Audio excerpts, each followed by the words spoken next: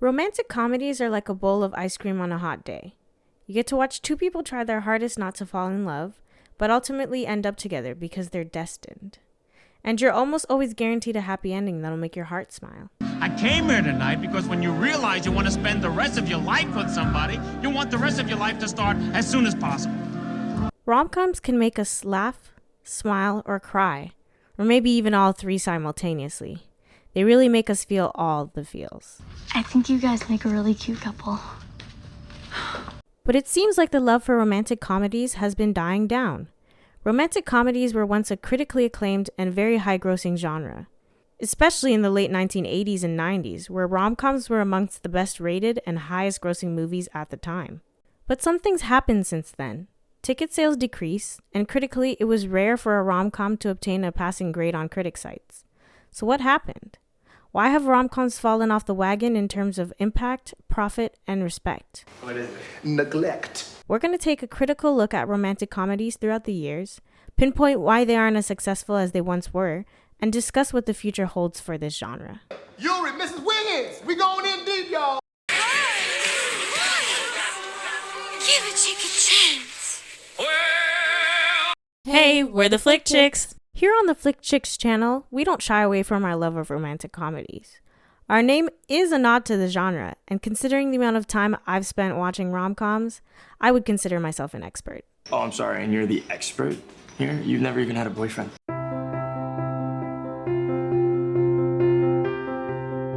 Let's start at the beginning when romantic comedies were doing good. No, great. The genre hit a golden age starting in the late 80s. When Harry Met Sally debuted in 1989, and to this day, the movie is regarded by many as the best romantic comedy of all time. This kickstarted the golden age in the 90s, and even spilled into the beginning of the 2000s. Movies like When Harry Met Sally, Moonstruck, Pretty Woman, Sleepless in Seattle, My Best Friend's Wedding, and Notting Hill were amongst the best rated and highest grossing movies in these decades. At the time, seeing stars like Julia Roberts, Meg Ryan, Tom Hanks, or Hugh Grant on your screen was a must.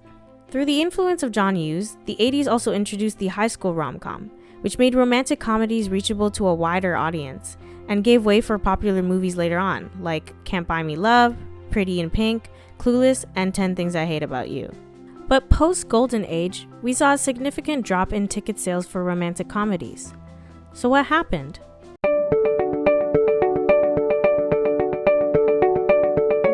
Entering in the 2000s, romantic comedies were very established as a genre and many were being made. A few romantic comedies managed to scrape by into the golden age, like What Women Want, Hitch, and How to Lose a Guy in 10 Days. But overall, rom-coms weren't doing so hot. They were losing moviegoer interest. We can analyze normal market trends to explain this. Any product that proves to be successful on the market is going to be duplicated and imitated by others. Everyone is going to want a piece of the pie. The Golden Age showed how successful romantic comedies could be, and every movie studio wanted in on that. Hence, the romantic comedy market became oversaturated.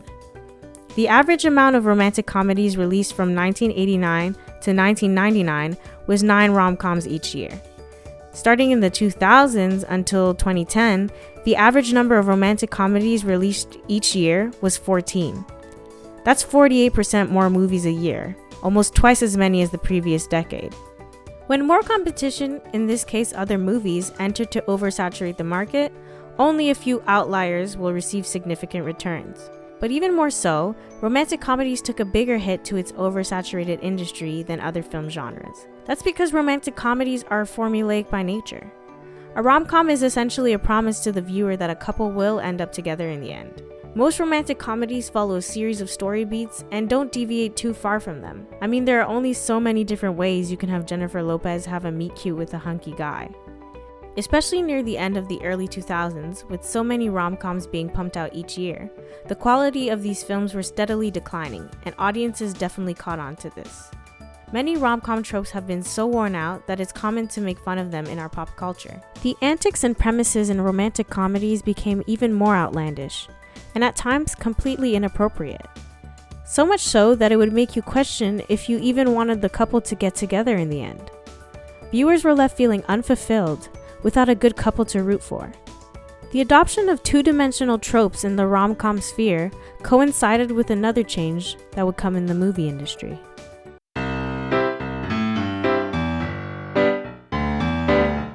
So what's happening now in this most recent decade? It's clear that less romantic comedies are being made, period. Now, the average amount of romantic comedies being released each year is 7, one of the lowest averages a year than ever before. We know what drives the industry and the world. It's what Hollywood execs are looking for, and that is money. In the Hollywood sphere, a lot of changes are coming, especially pertaining to movie budgets. Mid-budget movies are rumored to be in trouble. Mid-budget movies can be considered films with budgets of around $25 to $70 million. These types of movies have an appeal to investors because they're safe ventures.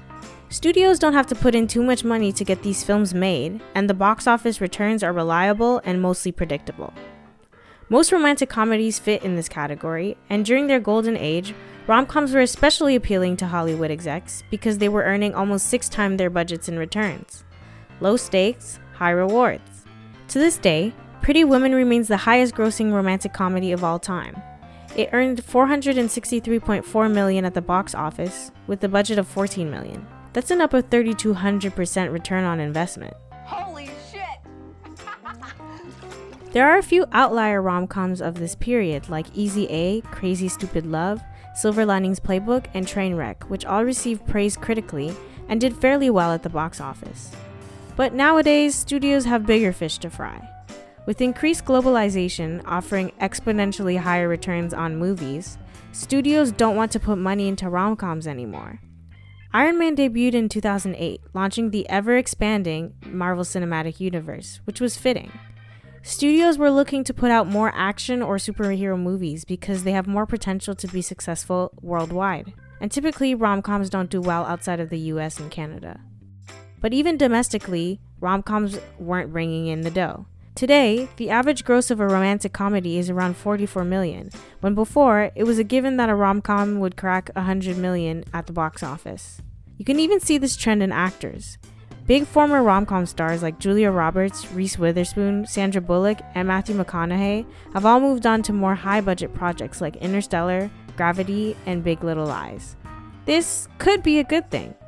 Rom-com watchers are still a large niche, despite the ceiling to the profits that can be made. Many movie studios were expanding their budget to overpay top-shelf talent for movies with a niche audience.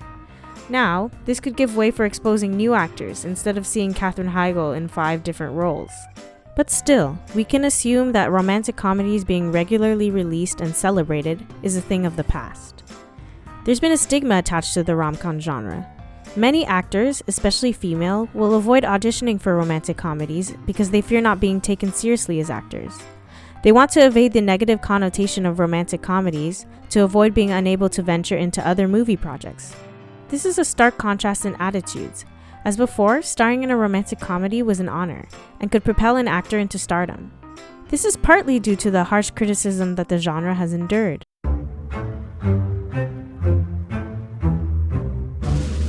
When it comes to critic reviews, this is probably where romantic comedies have fallen off most significantly. In general, trope-heavy and formulaic genres have not boded well with critics. And although many critics are pretty fair with their reviews, a shift in attitude is needed. Movie critic sites gained popularity in the late 90s with the arrival of the internet. Rotten Tomatoes, established in 1998, is a popular movie rating site where supposedly certified critics review movies. However, a study in 2018 found that only 27% of movie critics were women. This wouldn't be a problem if gender bias didn't present itself in the ratings. History has shown that movies that cater to the male gaze are treated better by critics than those intended for women. I would love to delve into the statistics and numbers that show the gender bias in ratings towards romantic comedies, but that's a complicated subject and deserves proper attention. And the video would be way too long. I plan to do a video on this next. But for now, I'll let Meryl Streep take it from here. When people go to find a movie to watch at night, to go out to the movies, they go to something called Rotten Tomatoes. And of those people that are allowed to rate on the tomato meter, there are 168 women There are 760 men who weigh in on the tomato meter. Now, I submit to you that men and women are not the same. They like different things. Sometimes they like the same things, but sometimes their tastes diverge. If the tomato meter is slighted so completely to one set of tastes, that drives box office in the United States. Absolutely. I went on the side of the New York Film Critics. The New York Film Critics are 37 men and 2 women. So we need inclusion.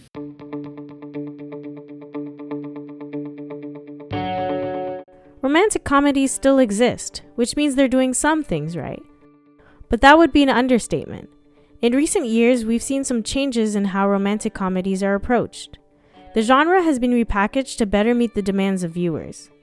More modern rom-coms explore different sides of love, and aren't as afraid to explore the realities and complexities of relationships. But what I want. Yeah, me too. Why don't you say it at the same time? 1, 2, 3. I want a divorce. 2015's Trainwreck, starring Amy Schumer and Bill Hader, explores when a commitment-phobic woman meets a genuinely nice guy and how they navigate their romantic relationship. I think we really like each other and we should start dating. No, I'm saying, I'm confused. Am I not communicating this right? Like, No, I hear you. I'm just saying I disagree. Do you like me? Yeah. Yeah, see, I really like you. So we should be a couple. No. I have plans. What are your plans? Dentist. Is that true? No. Then let's go out. Trainwreck is a refreshing fun take on the genre. Its relatable protagonist that fears abandonment is juxtaposed with a guy who's so earnest and intentional about wanting to be with her. And it's funny. I mean, who knew LeBron could act? Movies that deal with real issues like divorce, self-development, or cultural differences have proven to be much more impactful and rewarding. Silver Linings Playbook tackled 2 protagonists dealing with mental health issues. What do you mean? How am I? What's that? Sort of like me. The Big Sick tackled how much family ties and tradition can impose pressure on a relationship. In 2018, Netflix launched their Summer of Love promotion, releasing 6 romantic comedies during that season. From that came the critically acclaimed To All the Boys I've Loved Before and Set It Up, which was also a hit. That same year, Crazy Rich Asians released in theaters and killed at the box office, earning over $200 million. It became the highest-grossing rom-com in the last 10 years. People declared 2018 as the year of the rebirth of romantic comedies. So what changed? All the right things. Romantic comedies have been stuck in a rut and refusing to change. I don't believe that it's the rom-com formula that's broken, but the tired tropes perpetuated over and over again that were being worn out. Romantic comedies were losing sight of what mattered. Rom-coms are character-driven stories. We don't need crazy antics or an out-of-this-world concept to be impressed by one. We need character development. People to root for. Relatable and multifaceted characters. For a long time, popular romantic comedies only showed one type of love, and continued to showcase that same story, only showcasing one type of beauty and one type of couple. But we all know that anyone can fall in love, not just gorgeous straight white people. Rom-coms are being repackaged and transformed in different ways. Recent movies featuring people of color in films, of different walks of life, people with different sexual orientations, or even targeting a different demographic, has proven to be rewarding both in the box office and critically. Movies like Love, Simon show us how much more we can get and bring to this genre.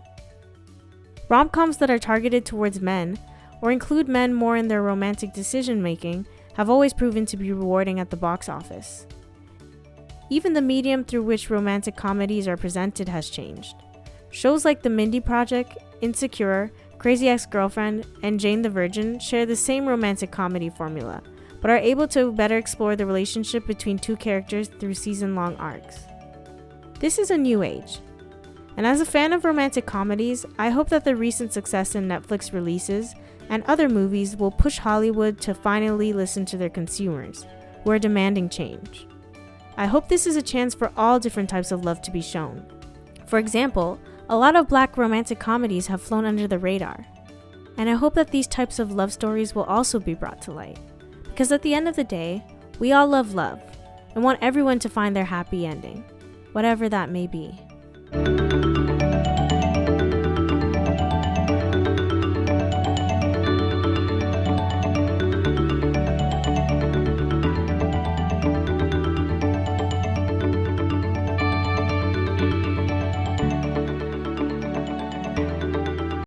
Heyo, it's Anne. This was my first video essay. I really enjoyed making it, so let me know in the comments what you thought and if you would want more videos like this on other topics. Also, tell me what your favorite rom-com is, because I would really like to know. And you should subscribe if you want to. It's free. We post clips and full-length videos of our bi-weekly podcast. And in the new year, we're planning to do some really cool things with our YouTube channel, so you should definitely subscribe. All right. See you guys later. Have a happy new year.